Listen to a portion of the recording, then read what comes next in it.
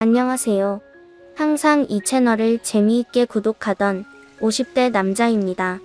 사람들의 다양한 사연들을 읽어만 오다가 오늘은 저희 어머니 이야기를 들려드리면 어떨까 싶어 글을 쓰게 되었어요.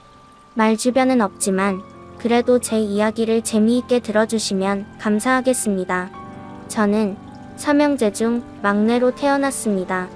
첫째 형과는 나이 터울이 10살, 둘째 형과는 7살 차이가 났는데요. 나이 차이도 많이 날 뿐더러 유달리 몸이 약하게 태어난 탓에 저는 형들에게 틈만 나면 무시를 당하기 일쑤였습니다. 5살이 되던 날 계곡에 물고기를 잡으러 나가는 형들의 뒤를 따라 나섰다가 형들이 저를 챙겨주지 않아 길을 잃어버려 오랫동안 집을 찾아 올면서 헤맸던 일을 세월이 한참이 흐른 지금도 제 머릿속에서 잊혀지지를 않네요. 소심하고 제 목소리 하나 제대로 내지 못했던 저를 형들은 물론 아버지도 좋아하지 않으셨습니다. 형들에 비해 사내 구실을 제대로 못한다는 것이 그 이유였지요. 아이고 저놈 저거는 저렇게 소심해서 어디다 써먹으려고 나는 사내놈을 낳은 거지 계집애를 낳은 게 아닌데. 아버지는 늘 입버릇처럼 저런 말씀을 하시곤 했습니다. 하지만 어머니는 그러지 않으셨어요. 첫째 형, 둘째 형보다도 저를 더 살뜰하게 챙겨주셨지요. 아버지와 어머니는 그 당시 맞벌이를 하고 계셨는데 어머니께서는 출근 전 항상 제 도시락은 빠지지 않고 가방 안에 넣어주시고 가시곤 하셨어요. 도시락 속에는 형들에게는 넣어주지 않는 고기 반찬이 늘 들어 있었습니다. 형들과 아버지는 소심한 저를 사내 구실 제대로 못하는 놈이라며 미워하셨지만 어머니만큼은 형들과 아버지 몰래 저에게 많은 사랑을 담아주셨습니다. 아버지는 일을 하고는 계셨지만 한량 기질이 다분하신 분이셨습니다. 저희 집에 돈이 모이지 않았던 것은 아버지의 소비욕 때문이었지요. 퇴근 후 가족들과 시간을 보내기보다는 늘 바깥에서 친구분들과 약주하시는 것을 즐겨하셨고 늘 술에 취한 채 들어와 저희 가족들에게 술주정을 하는 것으로 하루를 마무리하곤 하셨습니다. 첫째 형과 둘째 형은 그런 아버지의 주사를 무시했지만 유일하게 저와 어머니만 술에 취한 아버지의 이야기를 끝까지 앉아 들어주었습니다. 힘든 일이 있었겠거니 이렇게 술에 취해 가족들 앞에서 마음을 털어놓을 만큼 심신이 지치는 일이 있었겠거니 하는 생각으로 저를 좋아하지 않으셨던 아버지였지만 가족과 보내는 시간보다는 밖에서 친구분들과 보내는 시간이 더 많았던 아버지였지만 그래도 제 아버지셨으니까요. 그리고 시간이 흘러 제가 20살이 되던 해 첫째 형과 둘째 형은 일찌감치 사회생활을 시작해 결혼을 하여 가정을 꾸렸고 저는 대학 진학을 포기하고 작은 공장에 취업을 하게 되었습니다. 대학을 가고 싶었지만 아버지와 형들이 반대를 했기 때문이었어요. 너는 고등학교 다니면서도 성격 소심하다고 애들한테 괴롭힘 당하고 공부도 제대로 못했으면서 무슨 대학이야? 대학은 꿈도 꾸지 마라. 대학 가서 허공에 쓸데없는 돈 꾸리는 것보다 너 같은 애는 애당초 일찌감치 취직해서 돈 버는 게 부모 도와주는 거야? 부정하고 싶고 반박하고 싶었지만 사실 맞는 말이었습니다. 소심한 성격은 고등학교를 가서도 변하지 않아서 일명 노는 친구들의 타겟이 되어 늘 괴롭힘을 당하기 일쑤였거든요. 그것은 이미 사회생활을 하고 있었던 형들도 익히 알고 있었던 부분이었습니다. 그래서 부정할 수 없었고 저는 조용히 공장에 들어가 돈을 벌기 시작했습니다. 어머니는 대학을 포기하고 공장 일에 뛰어든 저에게 늘 미안해 하셨습니다. 가족들이 다 자는 야심한 시간 밥도 제대로 먹지 못한 채 일을 마치고 돌아온 저에게 옥수수나 고구마를 쪄주시면서 우리 막내도 대학 가서 다른 친구들처럼 공부도 하고 놀고 싶기도 할 텐데 엄마가 해줄 수 있는 게 이런 것밖에 없어서 미안하다 라 말씀하시며 제 손을 어루만져 주시기도 했지요. 그리고 어느 순간 작은 목표 하나를 세웠습니다. 돈을 열심히 벌고 차곡차곡 모아서 이렇게 사랑을 베풀어 준 엄마를 호강시켜 드리겠노라고. 하지만 머지않아 저의 목표는 산산조각 나고 말았습니다. 취직을 한 지 1년이 가까워질 무렵 취직을 하고 태어나 처음 만든 통장 안에는 안 입고 안 먹고 차곡차곡 모은 돈들이 꽤 많이 모여 있었습니다. 많지는 않았지만 그래도 스스로 벌어 모은 돈이 있다는 사실에 나름 힘들게 일한 보람을 느끼기도 했지요. 그러던 어느 날 저와 대화를 거의 나누지 않았던 아버지가 저에게 조용히 다가와 막내야 오늘 괜찮으면 아빠랑 술 한잔 하러 갈래? 하고 물으셨습니다. 처음이었어요. 제가 갓 성인이 되던 날에도 이런 제안을 하지 않으셨던 아버지셨는데 조금은 낯설었고 조금은 불안했지만 그래도 아버지가 먼저 내밀어준 손을 거절할 수는 없어 고개를 끄덕였습니다. 그리고 아버지를 따라간 곳은 동네에 있는 허름한 막걸리 집이었습니다. 익숙한 듯 가게 주인에게 인사를 하며 들어서는 아버지를 따라 어색하게 자리에 앉았습니다. 마주 앉은 아버지와 저 사이에는 말로 설명할 수 없는 어색함이 뒤따랐습니다. 어색하지? 아빠랑 이렇게 둘이 마주 앉아 있는 거, 아니에요. 괜찮아요. 미안하다. 너랑도 이렇게 이야기를 자주 나누고 했어야 했는데 사는 게 녹록지 않다 보니 그게 쉽지 않다구나. 괜찮아요. 아버지. 이윽고 주문한 음식이 나오고 막걸리가 서너 잔쯤 들어갔을 때쯤 아버지는 본심을 털어놓으셨습니다. 막내야, 너 공장 다닌 지 얼마나 됐지? 이제 1년 다 되어갑니다. 아버지, 그럼 그동안 모아놓은 돈은 좀 있어? 너야 밖에서 돈 쓸 일이 없으니 어느 정도는 모였을 것 같은데. 한 800만 원 정도 모인 것 같아요. 그럼 그 돈 아버지한테 좀 빌려주라. 벼랑 간 심장이 뚝 떨어지는 듯한 느낌을 받았습니다. 제가 밤낮 없이 뼈 빠지게 일해서 번 돈을 빌려달라니 그것도 100만 원도 아닌 800만 원이라는 거금을 혹시 아버지가 가족들 모르게 사고를 치신 건 아닌지 걱정이 되어 조심스럽게 여쭤보았습니다. 800만 원을 어디다가 쓰시게요? 아버지? 혹시 사고 치신 거예요? 미쳤냐? 이놈이 지 아비를 뭘로 보고 그게 아니고 사업 자금이 모자라서 그런다. 아버지가 기가 막힌 사업 아이템을 하나 가지고 있는데 사업도 돈이 있어야 하는 거 아니겠어? 그러니까 막내 내가 아버지 좀 도와라. 형들은요?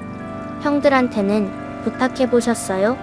이 새끼 놈아 형들은 각자 자기 가정이 있는데 어떻게 그 큰 돈을 빌려달라는 부탁을 해?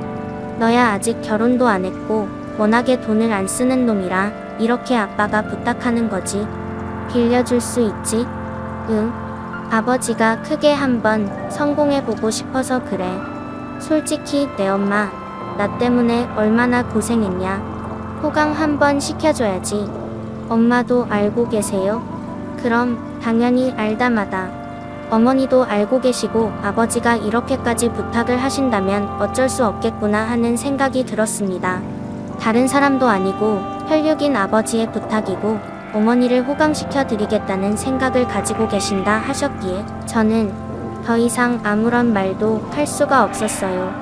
그리고 결국 제가 모아온 돈을 아버지에게 드리기로 약속했습니다. 고맙다 막내야. 아버지가 꼭 성공해서 너한테 반드시 갚으마. 다음날 저는 모아놓은 돈을 그대로 아버지에게 드렸고 머지않아 아버지는 잘 알고 계시는 친구분들과 함께 작은 사업을 하나 시작하셨습니다. 어머니는 아버지의 사업 시작을 내심 불안해하셨지만 그래도 알아서 잘할 거라며 너도 너무 걱정하지 말라는 말과 함께 제게 미안하다는 말을 하며 다독여 주셨습니다.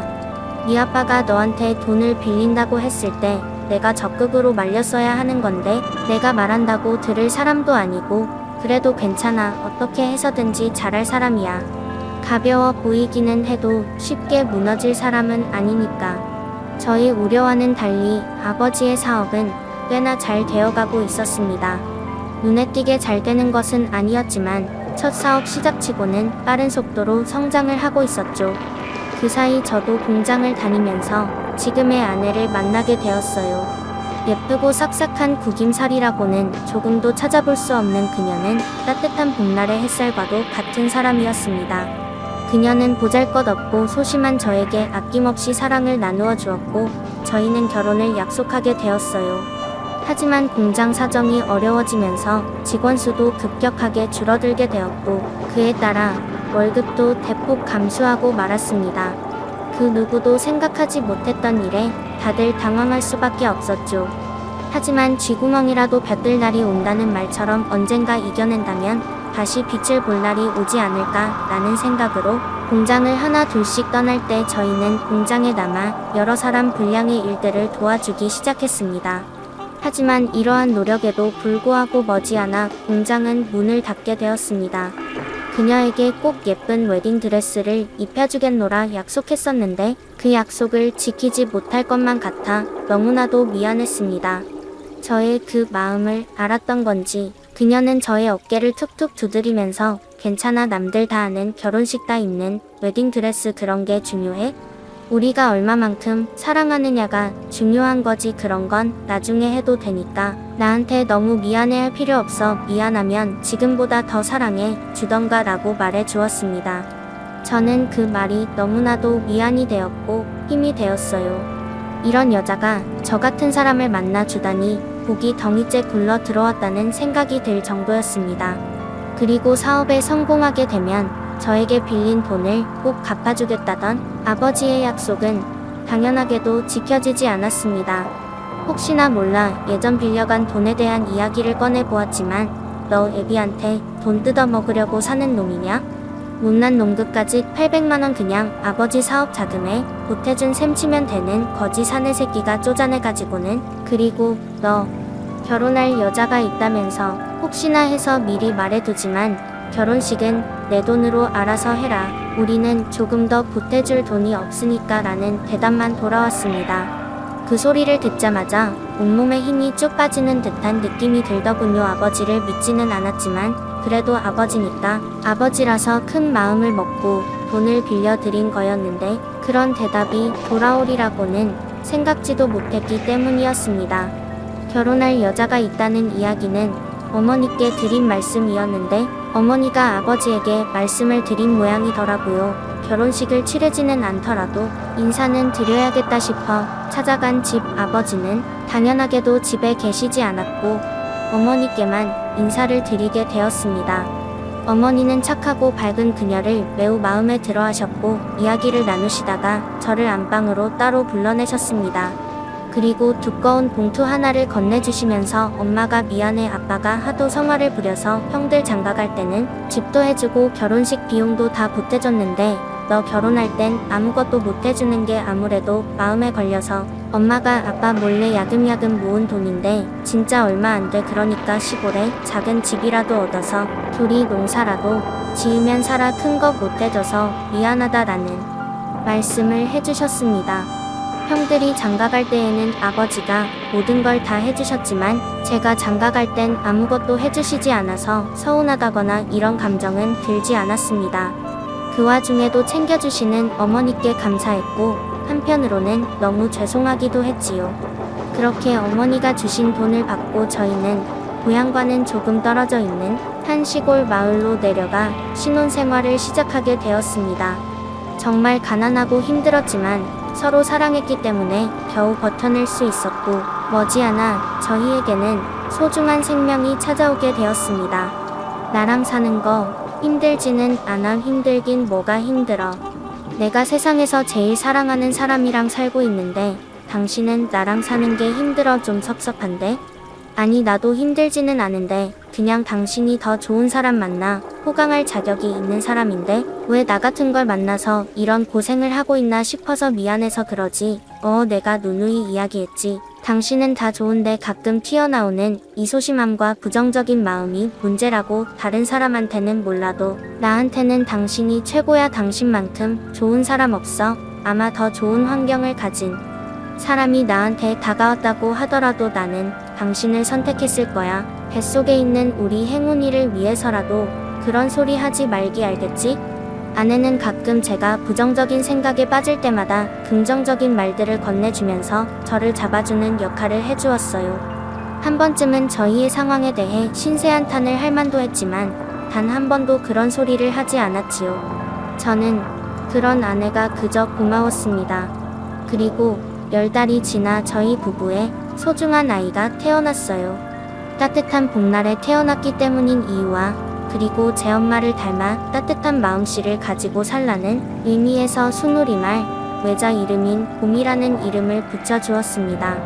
아버지와는 자연스럽게 연락이 끊기게 되었지만 어머니와는 주기적으로 연락을 했기 때문에 아이를 낳았다는 소식을 전해드렸고, 어머니는 시골집으로 자그마한 아이 신발과 양말을 각각 2켤레씩 보내주셨습니다. 애기들은 어차피 빨리 크니까 그것도 얼마 못 챙기겠지만 그래도 엄마가 지금 해줄 수 있는 게 이런 것밖에 없네. 앞으로 가장이 되었으니까 어깨가 무거울 거야. 어떤 힘든 상황이 오든 너에게는 사랑하는 아내랑 딸이 있다는 걸 꼭 잊지 말고 살아야 한다. 알겠지? 내 어머니 가장으로서, 그리고 어머니 아들로서도 정말 최선을 다해 살아갈게요. 찾아가지를 못해서 미안하다. 마음 같아서는 한번 가보고 싶은데 내 아버지가 하도 난리를 칠 것 같아서. 아니에요. 어머니 정말 괜찮아요. 건강히 잘 지내고 계세요? 조만간 또 연락드릴게요. 어머니는 이렇게 가끔 아버지의 눈치를 봐가면서 제 통장으로 작게나마 돈을 붙여주시는데 늘 그래 오셨듯이 뒤에서 막내 아들인 저를 잘 챙겨주셨습니다. 아이를 보러 내려오시지는 못했지만 가끔 딸 아이의 안부를 묻기도 하고 아내와도 자주 통화를 하기도 했지요. 딸은 가난한 환경 속에서 고맙게도 터 없이 맑은 아이로 예쁘게 잘 자라 주었습니다. 여기는 도시의 문화하고는 조금 거리가 떨어진 곳이었기 때문에 이곳의 아이들은 게임이나 텔레비전을 보고 불량식품을 사 먹는 대신 개울가에서 물고기를 잡고 물수제비를 뜨는 등의 놀이를 하면서 하루를 보내곤 했습니다. 주변에 사시는 어르신들도 젊은 부부가 시골에 내려와 사는 것이 기특하다며 잘 챙겨주시는 덕분에 가난한 생활 환경 속에서도 저희 세 식구는 잘 버텨낼 수 있었어요. 그리고 몇 년이 지나 딸이 고등학생이 되던 해에 어느 날 새벽 그동안 연락을 주고받던 어머니에게도 그 어떤 소식도 듣지 못했던 아버지의 부고 소식을 듣게 되었습니다. 어머니, 갑자기 그게 무슨 소리예요? 아버지가 돌아가셨다니요. 술 드시고 한강에서 뛰어내리셨단다. 구조대원들이 바로 출동했다는데 이미 늦었다네. 얘. 일단 자세한 건 나중에 설명해 줄게. 우선 서울대 병원으로 와. 서울대 병원으로 오라는 말과 함께 툭 끊어진 전화. 저는 한참 동안이나 수화기를 붙들고 있다가 정신을 차리고는 자고 있는 아내와 딸을 깨웠습니다. 여보 일어나. 응, 왜? 지금 새벽 아니야? 어머니가 연락이 오셨어. 어머니가 이 시간에. 응, 아버지가 돌아가셨대. 뭐라고? 그래서 우리 지금 서울로 가야 할 것 같아. 아, 알겠어. 빨리 준비하자. 범아, 빨리 일어나. 할아버지 할머니의 얼굴을 단 한 번도 보지 못한 딸과 아버지의 얼굴을 모르는 아내를 데리고 지갑 속에 있던 돈을 탈탈 털어 서울로 향하는 야간버스를 탔습니다. 제일 뒷좌석에 몸을 싣고 차가운 벽에 머리를 기대었습니다. 전혀 생각지도 못했던 아버지의 부고 소식을 듣지는 못했지만 늘 그렇듯 무탈히 잘 지내고 계실 거라 생각했었는데 머리가 멍해지는 기분이 들었고 귓가에는 계속 웅웅거리는 잡음이 들려왔습니다. 언젠가 다시 볼 수 있을 줄 알았는데 그때 아버지를 만난다면 어떻게 행동해야 할까라는 생각도 숱하게 해왔었는데 아들과 아버지가 다시 만나는 순간이 이런 상황이라니 기가 막혀 헛웃음이 날 지경이었습니다. 고속버스는 밤길을 달리고 달려 서울에 도착했고 서울대 병원에 도착하니 익숙한 형들의 얼굴과 어머니의 얼굴이 보였습니다. 천천히 그들에게로 다가가니 첫째 형이 저를 먼저 발견하고 손을 흔들다가 아내와 딸을 보고 멈칫했습니다. 누구? 아, 인사가 많이 늦었네. 여기는 내 와이프고 여기는 내 딸. 인사해. 여긴 우리 첫째 형, 둘째 형. 봄아, 너한테는 큰아빠, 둘째 큰아빠셔. 아, 안녕하세요. 우리가 연락을 진짜 안 하고 살기는 했나 보다. 네가 결혼한 것도 애를 낳은 것도 몰랐네. 그나저나 너 행세계 이게 뭐냐 임마. 어디 흙바닥에서 구르다 왔어? 나 시골에서 살고 있어서 그래. 이해 좀 해줘라. 형 우선 왔으니 아버지한테 절이나 올려. 형 냄새 가득한 장례식장 그 사이 굳은 표정을 짓고 계시는 아버지의 영정사진 앞에 서니 이상한 기분이 들었습니다. 아버지께 2번 절을 올리고 나서 어머니에게 이게 어떻게 된 일인지에 대한 이야기를 듣게 되었지요. 너한테는 일부러 말을 안 했는데 아버지가 하시던 사업이 망했어. 망한 지는 꽤 됐고 사업 망한 뒤로 한동안은 집 밖으로도 안 나가고 계속 술만 마셨어. 집안에 있는 살림도 다 부수고 나만 하는 게 없었지. 그래도 저러다 말겠지, 저러다 괜찮아지겠지 하면서 내가 옆에서 어르고 달래도 봤는데 참 자존심에 금이 간 게 컸는지 아니면 그렇게 많이 번 돈을 한 번에 잃어버리게 된 게 충격이었는지 쉽게 나아지지가 않더라고. 근데 갑자기 어젯밤에 말없이 집을 나가더니 이렇게 되었네. 사람 참. 남아있는 가족들 생각도 좀 해주지. 어머니는 담담하게 이야기를 해주셨지만 그 담담함 속에는 슬픔이 잔뜩 묻어 있었습니다. 그도 그럴 것이 젊은 시절부터 시작해 반평생을 함께해온 동반자가 하루아침에 떠나버렸으니 미우나 고우나 슬픈 감정은 당연히 들 수밖에 없을 것이라는 생각이 들었습니다. 아버지의 마지막 길을 꽤 많은 사람들이 함께해 주었고 장례가 마무리된 후 저희 형제에게는 가장 큰 숙제가 남아 있었습니다. 바로 어머니의 거취 문제였지요. 왜 집으로 그냥 돌아가시면 되잖아. 야, 너 말을 뭘로 들은 거야. 아버지 사업 힘들어질 때 대출 받으시면서 집담보로 잡아놓으신 거라. 사업 망하자마자 집도 같이 경매로 넘어갔어. 이미 낙찰도 돼서 집 비워달라고 재촉도 하고 있고. 뭐 그걸 알면 일단 형들이 어머니 모시면 되는 거잖아. 기가 막혔습니다. 어머니의 사정을 다 알고서도 거취 문제에 대해 형제들끼리 논의를 하고 있는 꼴이라니 이처럼 기가 막히고 어이가 없는 경우가 또 있을까요? 어머니가 사실 집을 구할 때까지만이라도 형들 중 아무나 어머니를 모시면 되지 않겠느냐는 제 말에 형수님들과 형들은 굉장히 곤란한 표정을 지었습니다. 우리 집은 고양이를 키워서 안 돼요. 도련님도 아시잖아요. 고양이는 낯선 사람들 싫어하는 거에. 그걸 지금 말이라고. 우리 집도 좀 곤란해. 집도 좁은 데다가 거리도 복잡해서 어머니가 생활하시기 좀 힘들 거야. 진짜 기가 막혀서 말도 안 나온다. 그래, 다들 어머니 모시는 거 서로 미루기 바쁘니까 우리가 어머니 모실 게 뭐야. 너는 내 밥벌이 하면서 먹고 살기도 힘들 텐데 무슨 어머니를 모시겠다는 거야? 그럼 형님 어머니 모실래? 그러지도 않을 거면서 무슨 말이 그렇게 많아. 나라도 안 모시면 뭐 어머니 뒷바닥에 앉으시라고 하게? 진짜 형들 사람이 그러는 거 아니야. 어릴 때부터 어머니가 형들한테 얼마나 잘해줬는데 그걸 이렇게 갚아. 어머니는 내가 모시고 갈 테니까 앞으로 형들은 어머니가 어떻게 지내는지 궁금해하지도 말고 연락할 생각도 하지 마. 처음이었습니다. 늘 형들에게 당하고만 살고 뒤에 눌려 말 한마디 제대로 해보지 못한 제가 제 목소리를 내본 것이 어쩌면 말도 안 되는 이 상황에 화가 난 것이었을지도 모릅니다. 그렇게 어머니는 집에 들러간단하게 짐을 싸신 뒤 저희와 함께 시골로 내려오시게 되었습니다.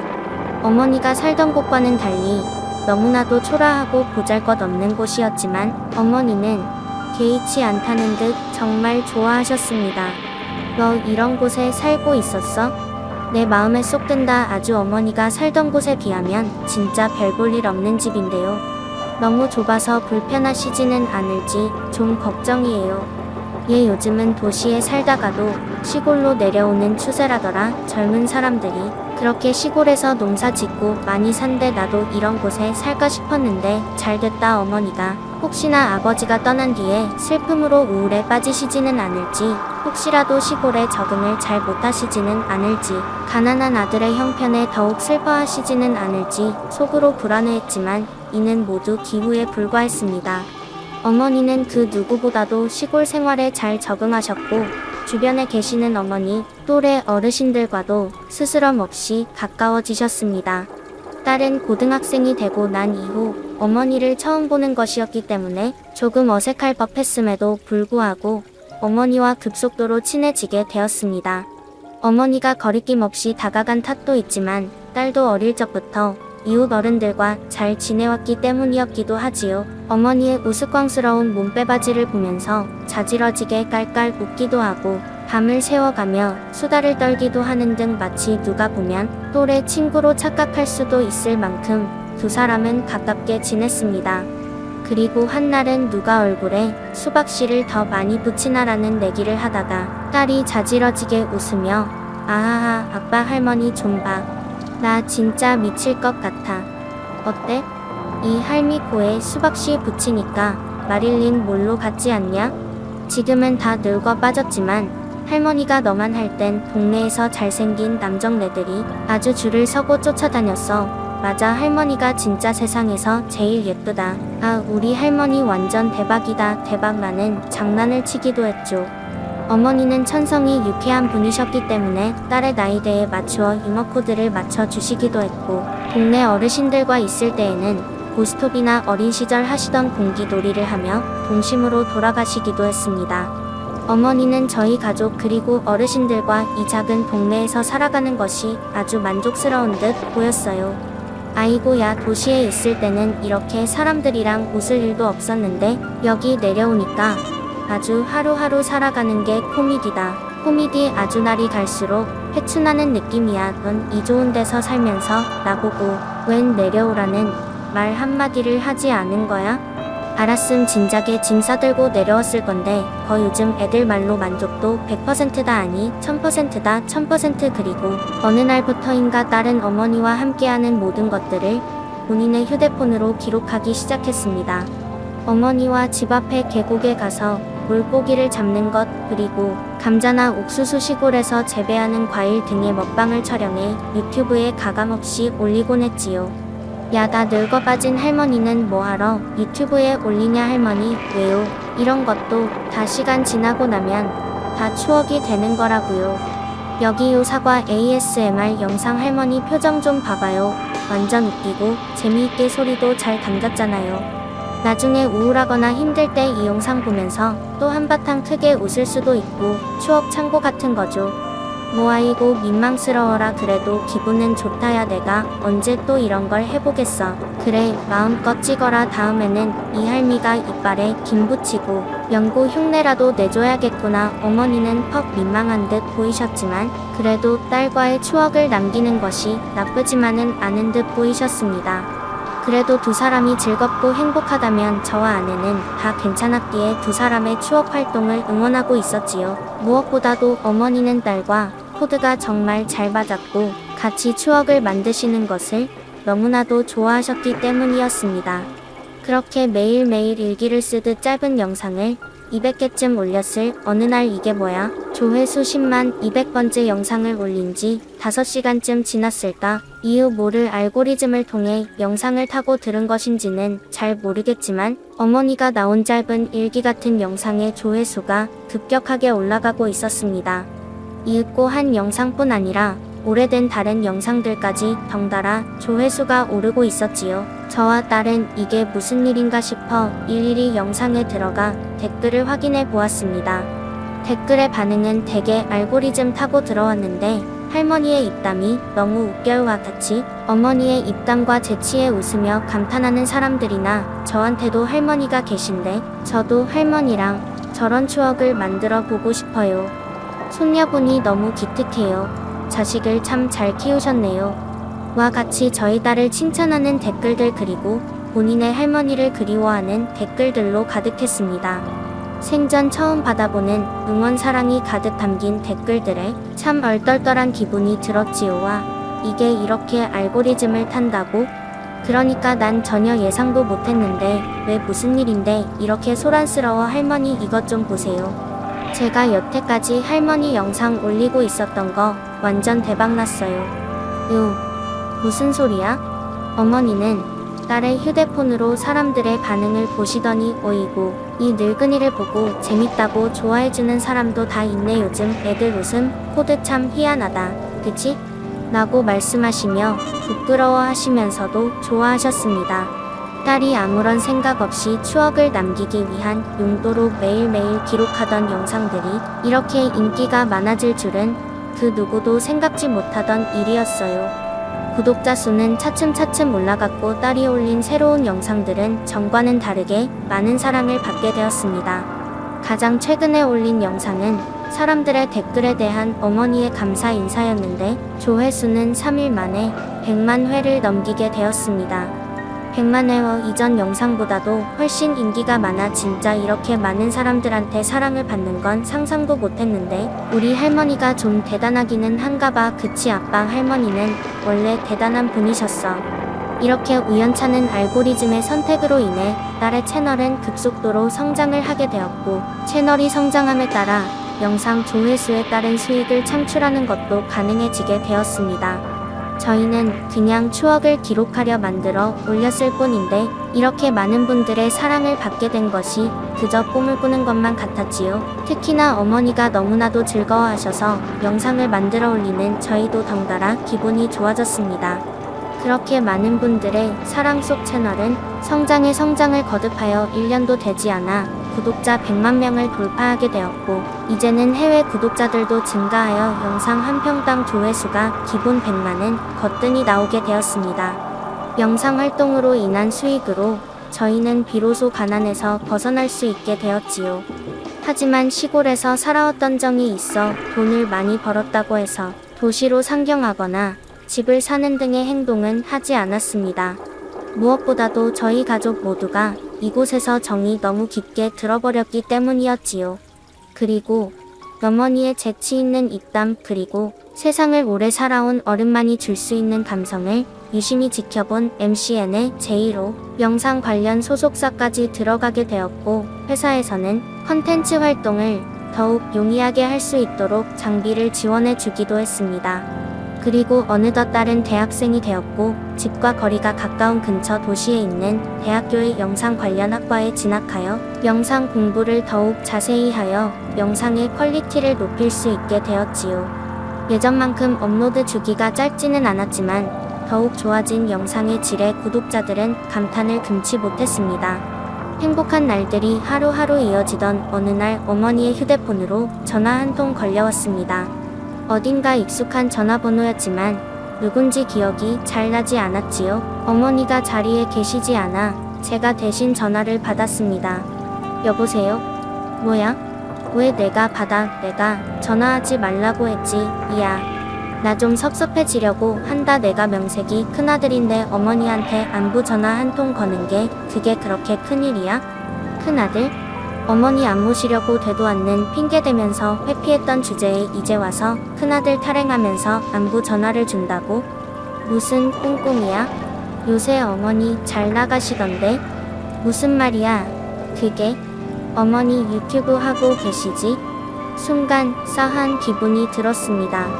분명 무언가 꿍꿍이가 있을 거라는 생각은 있었지만 유튜브 이야기가 나오니 생각했던 게 맞을 것 같다는 예감이 들었지요. 그래 근데 그게 왜 구독자도 벌써 300만의 조회수는 기본 100만 이상 그 정도면 골드 버튼은 당연히 받았을 거고 달달이 들어오는 돈으로 동방석에 앉아 계실 텐데 왜 큰아들인 나한테는 말 한마디 없었어?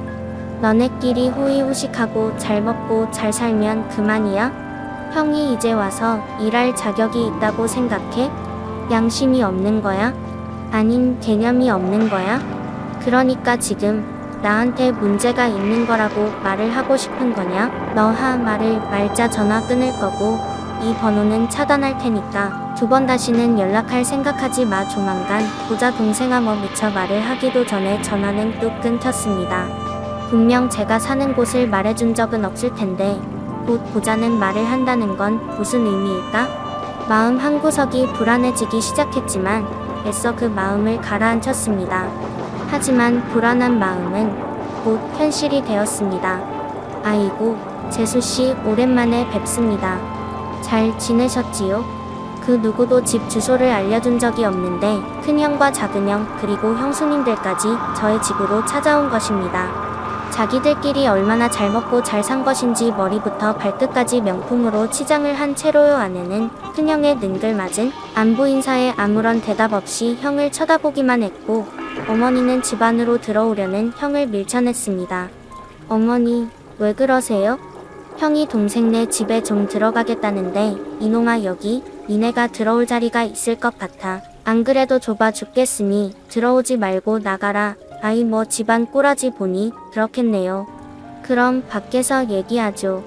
무슨 얘기를 해? 우리는 할 얘기 없어. 그럼 그냥 간단하게 이야기할게. 어머니 이제 우리가 모시려고 해. 뭐 너무나도 당당한 큰형의 태도에 저도 모르게 헛웃음이 나왔습니다.